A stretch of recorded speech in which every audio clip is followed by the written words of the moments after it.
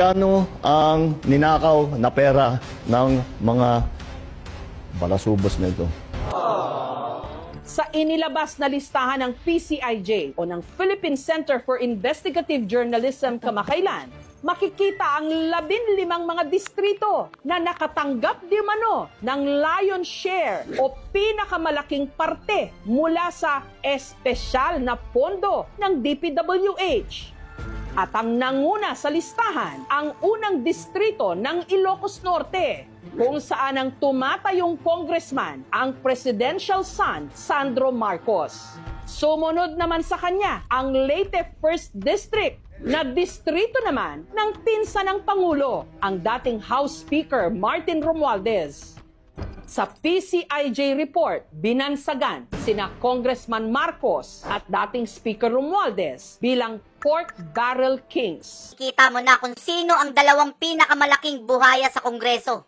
Yung dalawang distritong nakatanggap ng lion's share o kung tawagin nila, espesyal na pondo. Ang pangalawa sa listahan, sa Leyte, unang distrito.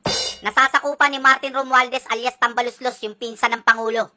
14.4 billion yung allocable ng demonyo. Saka kanino mo isusumbong yan, laging kasama ni Tulfo. At yung nangunguna sa listahan, Ilocos Norte, unang distrito. Miyembro ng First Family, Sandro Marcos, anak ng Pangulo. 15.8 billion yung allocable ng batang demonyo. Batang-bata, bagong hasa, pinakabatang miyembro ng sindikato. Eto nakakapagtaka. Mas malaki ang pondo ng distrito ni Sandro kaysa sa ibang distrito na may milyong-milyong residente. Alam nyo ba kung ilan ang populasyon ng distrito ng Ilocos Norte? 300,000 lang pare. Pero si Sandro yung pinakamalaking pondo, ibang klase.